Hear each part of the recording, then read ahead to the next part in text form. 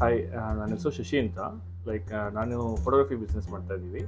ನಮ್ಮದು ಫೋಟೋಗ್ರಫಿ ಬಂದು ಬೃಂದಾವನ್ ಫೋಟೋಗ್ರಫಿ ಅಂತ. ಸೊ ನಾನು ನಮ್ಮ ಇಬ್ಬರು ಅಣ್ಣಂದಿರು ಇದೇ ಪ್ರೊಫೆಷನಲ್ಲಿ ಇರೋದು. ಲಾಸ್ಟ್ ಒಂದು 20 ಇಯರ್ಸಿಂದ ಇದೇ ಬಿಸ್ನೆಸ್ ಮಾಡ್ತಾ ಇದ್ದೀವಿ.